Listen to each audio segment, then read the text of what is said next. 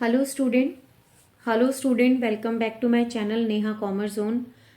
आज हम करने जा रहे हैं प्रॉफिट एंड लॉस का format which is we can say statement of profit and loss.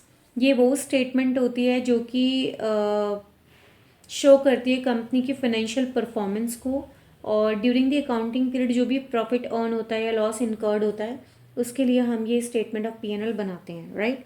So this video for class 12th। ये नेक्स्ट पार्ट है हमारी। जो इससे प्रीवियस वीडियोस के पार्ट्स थे वो बैलेंस शीट से रिलेटेड थे, जहाँ पर बैलेंस शीट का फॉर्मेट और प्लस उसके क्वेश्चंस आपको कराए गए थे। और यहाँ हम करने जा रहे हैं statement of profit and loss account, right.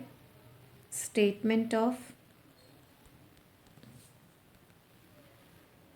Profit and loss, this is the topic where we will do format of statement of P&L, statement of P&L, right? Yeah.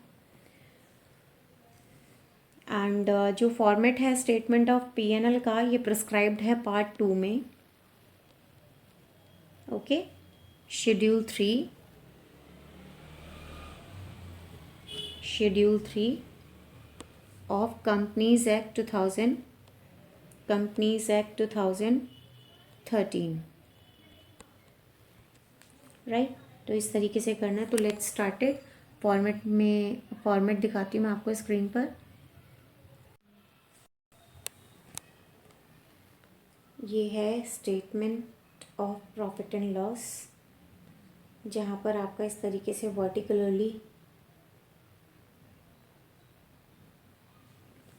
आपको इसमें बनाना होगा प्रॉफिट एंड लॉस। इसका जो format है कुछ इस तरीके से है। यहाँ पे पर्टिकुलर्स और note number, then figure for current year period, then figure of previous year period, और कुछ इस तरीके से आपका फॉर्मेट है जिसमें रेवेन्यू फ्रॉम ऑपरेशन पहले हेड्स हैं, फिर उसके बाद अदर हेड में अदर इनकम है सेकेंड में। जब revenue from operation other income को आप जोड़ देंगे दोनों को तो थर्ड आपका टोटल रेवेन्यू बनेगा। फोर्थ में आपके एक्सपेंसेस हैं। एक्सपेंसेस के भी कुछ सब हेड्स हैं, जैसे कि cost of material consumed, purchase of stock in trade, change in inventories of finish goods WIP और stock in trade, employees benefit expenses, finance cost, depreciation and amortisation expenses, other expenses. इन सबको जब हम जोड़ लेते हैं सभी एक्सपेंसेस को तो ये हमारा टोटल एक्सपेंसेस होता है, राइट। टोटल एक्सपेंसेस अब हम क्या करेंगे, टोटल रेवेन्यू में से टोटल एक्सपेंसेस को माइनस करेंगे तो हमारा प्रॉफिट बिफोर टैक्स आएगा। फिर उसके बाद हम इसमें टैक्स माइनस करेंगे, प्रॉफिट बिफोर टैक्स में से टैक्स को माइनस करेंगे तो हमारा जो प्रॉफिट आएगा वो आफ्टर टैक्स आएगा। इस तरीके से हमारा ये फॉर्मेट होता है। बट रेवेन्यू फ्रॉम ऑपरेशन क्या है, अदर इनकम क्या है और इन एक्सपेंसेस से हम क्या समझते हैं ये आपको पता होना चाहिए, राइट। तो रेवेन्यू फ्रॉम ऑपरेशन क्या है? Revenue from operation means revenue earn by the company, ठीक है। कंपनी के द्वारा जो रेवेन्यू अर्न होता है फ्रॉम इट्स ऑपरेटिंग एक्टिविटीज़, वो एक्टिविटीज़ जो कंपनी के द्वारा कैरिड ऑन होती हैं ताकि वो प्रॉफिट को अर्न कर सकें, उन्हें ऑपरेटिंग एक्टिविटीज़ कहते हैं। और उन एक्टिविटीज़ से जो कंपनी को रेवेन्यू अर्न होता है वो हमारा रेवेन्यू फ्रॉम ऑपरेशन कहलाया जाता है। लाइक नेट सेल, लेकिन इसमें सेल रिटर्न माइनस होते हैं, ठीक है। अगर मैं अदर इनकम की बात करूं तो company besides earning revenue from operations, यानी कि जो ऑपरेशन से रेवेन्यू अर्न हुए हैं बिसाइड्स उसके कंपनी यदि अर्न करती है इनकम अदर सोर्सेज से which are not its business activity. Other source से यदि उसको कोई इनकम मिलती है तो वो अदर इनकम में आती है, और ये जो इनकम्स होती हैं ये अदर इनकम में शो की जाती हैं statement of profit and loss में। अदर इनकम का मतलब वो इनकम है जो कंपनी के द्वारा अर्न की गई है नॉन ऑपरेटिंग एक्टिविटीज़ से। एग्जाम्पल्स होंगे कैश डिस्काउंट रिसीव, या आपने कोई प्रॉपर्टी बेची तो आपको गेन या प्रॉफिट हो गया इस तरीके के, या बैड डेट रिकवर्ड हो गया, या फिक्स डिपॉजिट पर आपको कोई इंटरेस्ट अर्न हुआ है, या नॉन फाइनेंस कंपनी से आपको कोई डिविडेंड अर्न हुआ है। इस तरीके से अगर आपकी कोई इनकम होती है अदर सोर्स से तो वो अदर इनकम में आती है, राइट। ओके, अब जब रेवेन्यू फ्रॉम ऑपरेशन में से अदर इनकम को हम एड ऑन कर देते हैं तो हमारा टोटल रेवेन्यू आ जाता है, यानी कि हमने टोटल इतना कमाया। अब एक्सपेंसेस क्या क्या हैं? क्योंकि हम इनकम में रेवेन्यू में से एक्सपेंसेस को माइनस करेंगे तभी हमें पता लग पाएगा कि हमारा एक्चुअल कितना प्रॉफिट हुआ। तो एक्सपेंसेस में जो सब हेड्स हैं उनमें सबसे पहले आपका cost of material consumed, right, as you can see here cost of material consumed. तो कॉस्ट ऑफ मटेरियल कंज्यूम्ड ये फर्स्ट एंट्री होती है एक्सपेंसेस की, एक्सपेंसेस पार्ट में प्रॉफिट एंड लॉस अकाउंट में। यहाँ पर मटेरियल का मतलब है रॉ मटेरियल से और भी बाकी सारे मटेरियल से जो कि गुड्स के मैन्युफैक्चरिंग में यूज़ हुए हैं। कॉस्ट ऑफ मटेरियल कंज्यूम्ड मतलब कि वो कॉस्ट रॉ मटेरियल का या वो मटेरियल्स जो कि गुड्स के मैन्युफैक्चरिंग के लिए यूज़ हुए हैं। तो बेसिकली हम इसको कह सकते हैं opening stock plus opening stock plus purchases minus closing stock. तो मटेरियल कंज्यूम्ड हमारा कैसे निकलता है, हम सबसे पहले उस स्टॉक की ओपनिंग स्टॉक को लेंगे।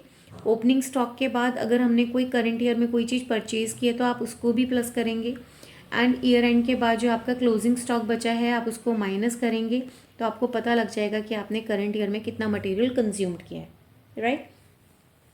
And after that purchase of stock in trade, ये मतलब वो गुड्स होते हैं जो परचेज किए जाते हैं रीसेलिंग के लिए, राइट।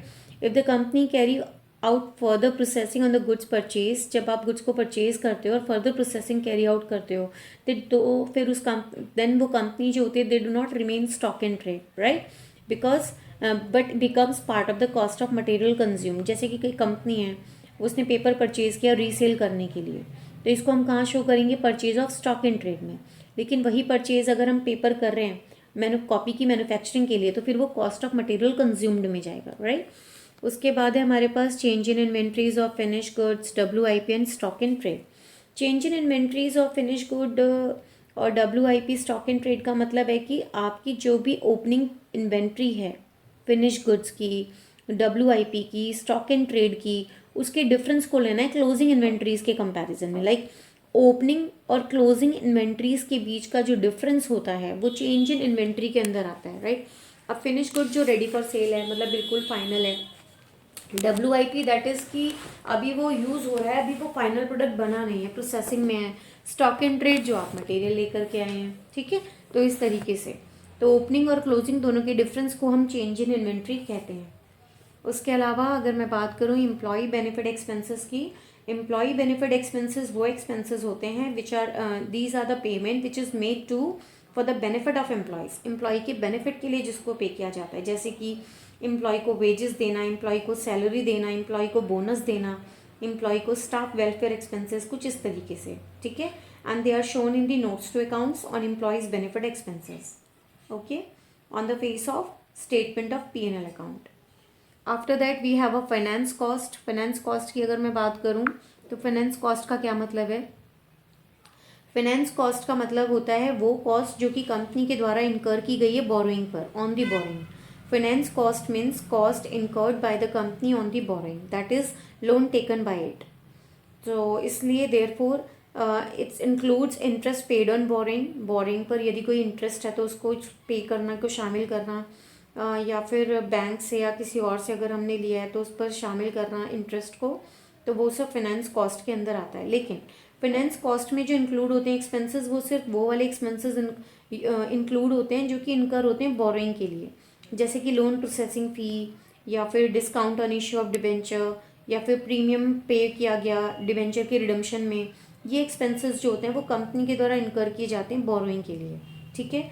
उसके अलावा bank charges they are not shown under the finance cost but they are shown under the other expenses because they being an expense for service availed from the bank, right. उसके बाद हम बात करते हैं depreciation. What is depreciation and what is amortisation expenses. See depreciation वो expense होता है जो राइट ऑफ किया जाता है स्टेटमेंट ऑफ P&L अकाउंट में, राइट, बिकॉज ये वो कॉस्ट होती है जो टेंजिबल फिक्स्ड एसेट्स की वैल्यू को रिड्यूस होने पर होती है, जिसको हम रिटर्न ऑफ करते हैं उसके एस्टिमेटेड यूजफुल लाइफ में। और डेप्रीशिएशन मतलब कि फिक्स्ड एसेट्स में वैल्यू की गिरावट का होना ड्यू टू यूसेज और एफ्लेक्स ऑफ टाइम, है ना। अमोर्टाइजेशन वो एक्सपेंस होता है जो राइट ऑफ किया जाता है अगेन स्टेटमेंट ऑफ P&L में, लेकिन ये इंटेंजिबल फिक्स्ड एसेट्स के लिए होता है एंड अगेन इसको रिटर्न ऑफ किया जाता है उसके एस्टिमेटेड यूजफुल लाइफ में, okay. Then after other expenses, other expenses मतलब वो एक्सपेंसेस जो अब डिस्कस नहीं किए गए हैं बाकी ऊपर जितने भी एक्सपेंसेस हैं उनमें, तो बाकी के जितने भी एक्सपेंसेस हैं वो अदर एक्सपेंसेस के अंदर आएंगे।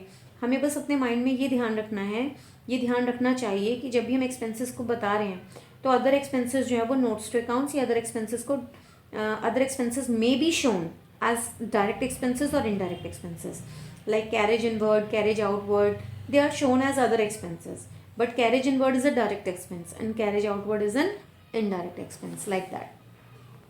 उसके बाद हम जब टोटल रेवेन्यू में से टोटल एक्सपेंसेस को माइनस करते हैं, we will get profit before tax. उसमें हम टैक्स को माइनस करेंगे, then we will get profit after tax. तो इस तरीके से हमारा जो है ये ओवरऑल आपका जो P&L अकाउंट का फॉर्मेट है वो क्लियर हो गया, राइट. तो ये हमने जो समराइजेशन एक तरह से देखा है P&L अकाउंट में, ये आपका शेड्यूल 3 पार्ट 2 कंपनीज एक्ट 2013 में आपको ये P&L का फॉर्मेट बताया गया है.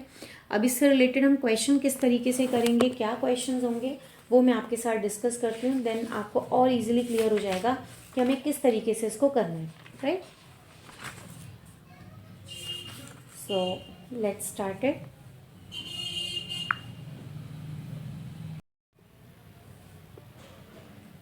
हमें कंप्यूट करना है cost of material consumed. Cost of material consumed, right. अब कॉस्ट ऑफ मटेरियल कंज्यूम्ड में हमें क्या क्या चीज़ें गिवन है. जैसे हमें ओपनिंग इन्वेंट्री गिवन है. ओपनिंग इन्वेंट्री है 2,50,000 रुपीज़. हमारे पास हमने जो मटेरियल परचेज्ड किया वो भी हमारे पास गिवन है. मटेरियल परचेज्ड वो हमारा है 20 लाख.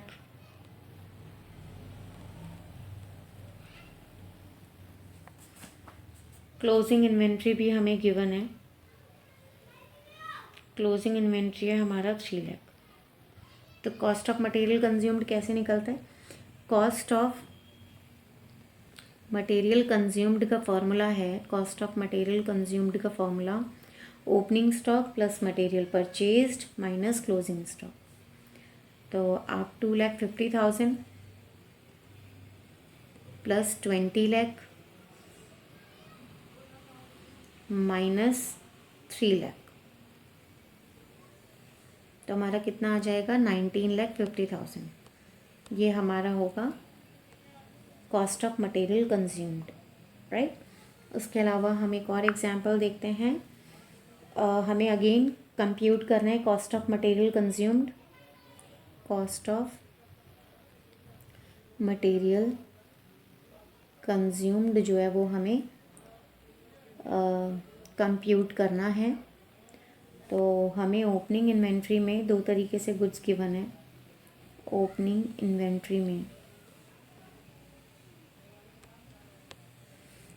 इन्वेंट्री में हमारे पास मटेरियल है 5,50,000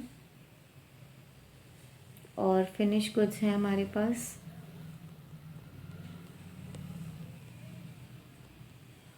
2,50,000. ऐसी material purchased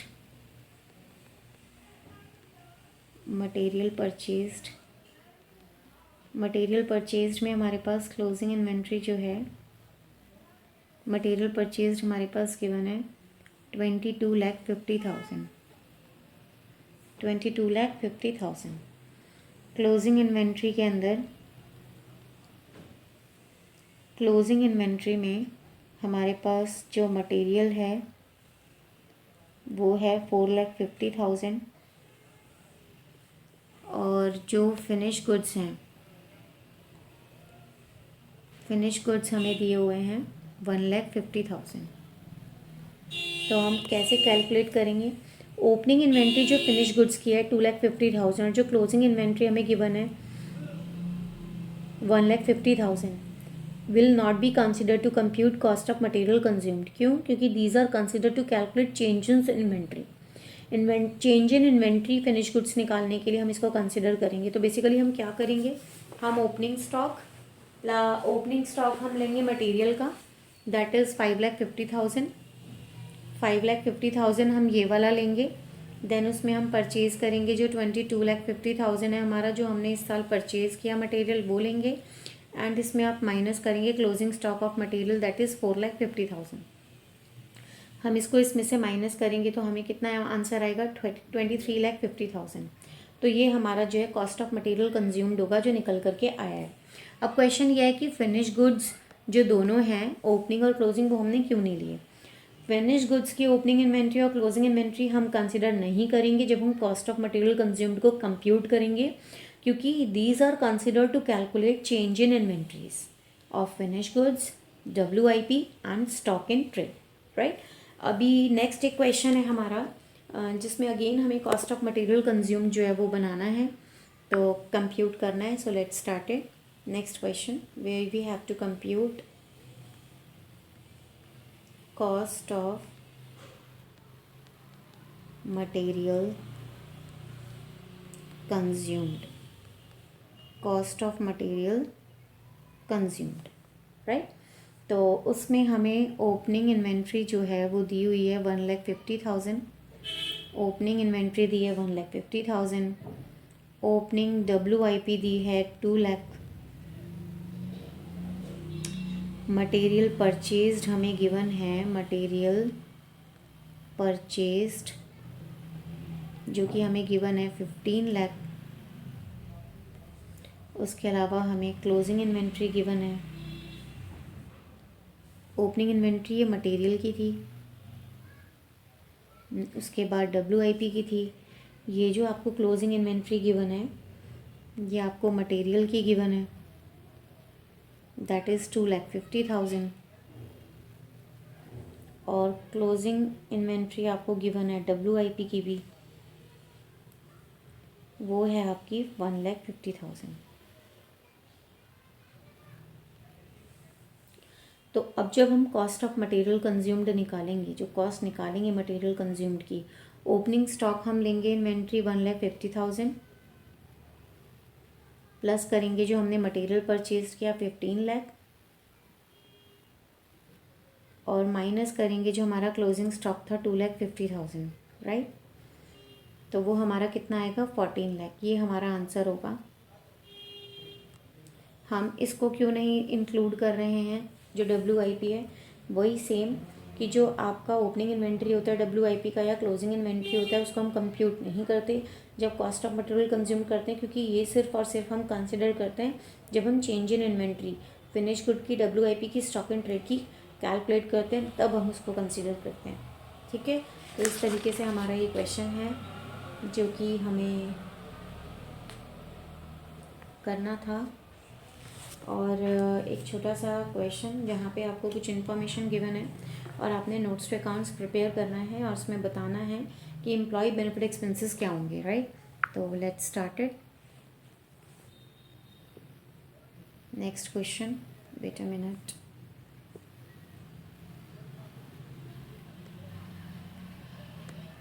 from the following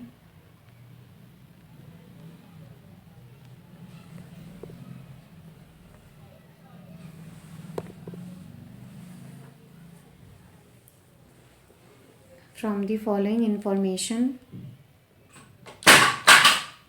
for the year ended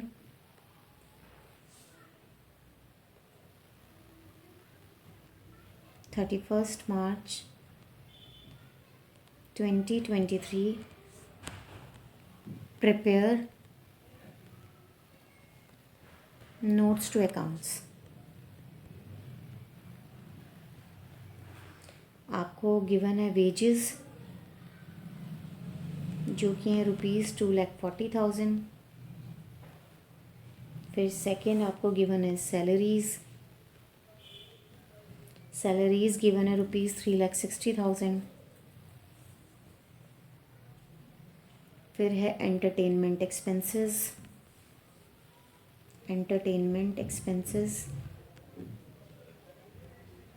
जो कि गिवन है ₹15,000। फिर है हमारा बोनस जो कि गिवन है ₹50,000।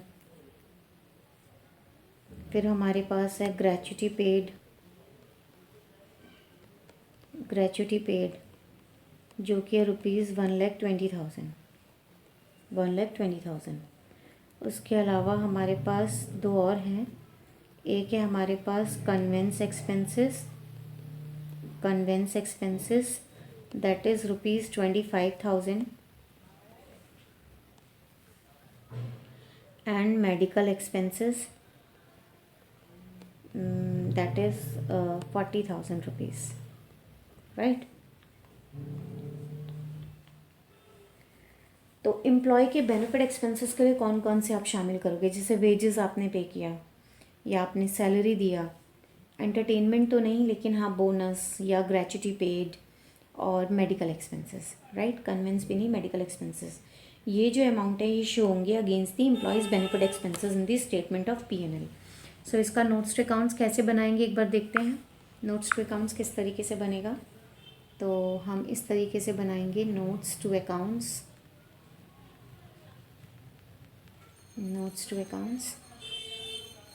और यहाँ पे हमारा अमाउंट आएगा और ये हमारा होगा पर्टिकुलर्स।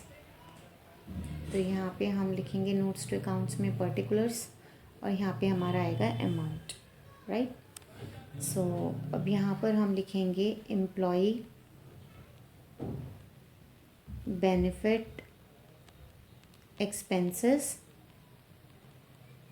जिसके अंदर हम लिखेंगे wages, salaries, bonus, gratuity paid and medical expenses. ये जितने भी एक्सपेंसेस हैं, चाहे वो वेजेस हो, सैलरीज हो, बोनस हो, ग्रेच्युटी पेड हो, मेडिकल एक्सपेंसेस हो, ये जो एक्सपेंसेस होते हैं ये हम शो करेंगे against the employees benefit expenses, right. तो 2,40,000 हमारा जाएगा वेजेस में, सैलरी में जाएगा 3,60,000, बोनस में हमारा जाएगा 50,000, ग्रेच्युटी पेड में हमारा जाएगा 1,20,000 और मेडिकल एक्सपेंसेस में हमारा जाएगा 40,000। तो टोटल हमारा कितना आ जाएगा 8,10,000। अब ये जो 8,10,000 है ये क्या है? ये वो अमाउंट है which is to be shown, amount to be shown against employee benefit expenses in the statement of P&L, right.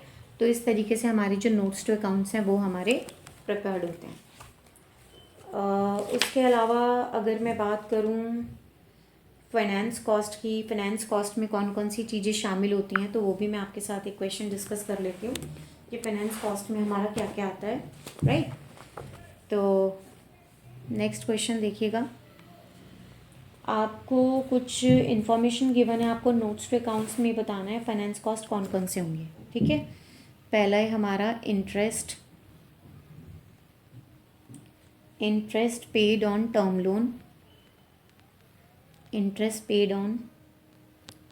Loan of rupees 2,50,000। फिर सेकंड है हमारा interest paid on bank overdraft,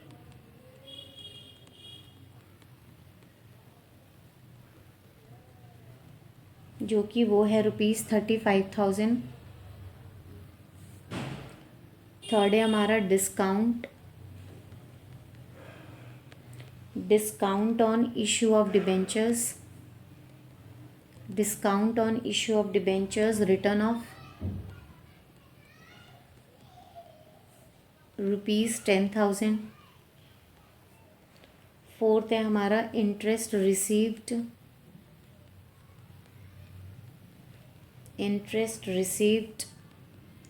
on fixed deposits, जो कि है ₹25,000। ये कुछ expenses हैं जिनमें से हमें देखना है कि कौन सा फाइनेंस कॉस्ट में आएगा और कौन सा नहीं, राइट। उसके अलावा बैंक चार्जेस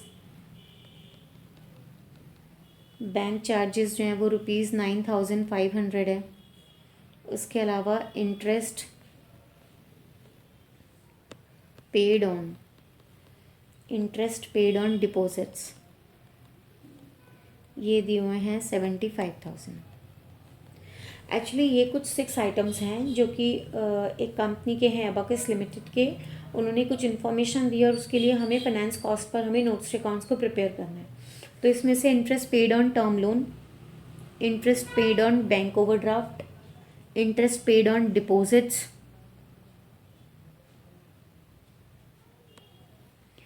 और discount on issue of debenture return of, ये ही हैं जो कि हमारे इसके फाइनेंस कॉस्ट में जाएंगे। जो बैंक चार्जेस है ₹9,500 वो इसलिए वो इनकर हुआ है इसलिए क्योंकि वो सर्विस अवेल की गई है बैंक के द्वारा, तो उसको हम अदर एक्सपेंसेस में इंक्लूड करेंगे, ठीक है। तो नोट्स टू अकाउंट्स के फॉर्मेट के अकॉर्डिंग देखते हैं क्वेश्चन कैसे होगा। Notes to accounts,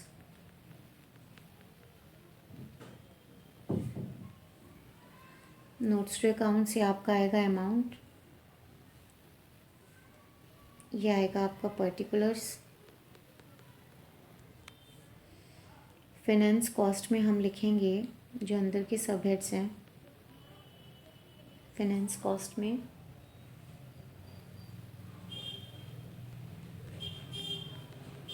interest paid on term loan that is 2,50,000, interest paid on bank overdraft,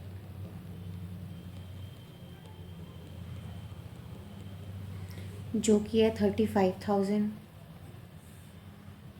फिर है interest paid on deposits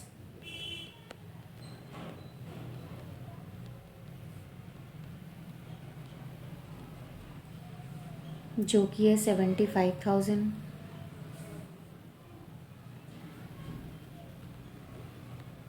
discount on issue of debentures return of वो है आपका 10,000। और जब सबका टोटल करेंगे तो कितना आएगा 3,70,000। अब जो ये 3,70,000 है ये आप शामिल करोगे स्टेटमेंट ऑफ P&L में। Amount to be shown against finance cost in the statement of P&L, right. तो इस तरीके से जो है हमारा ये क्वेश्चन होगा।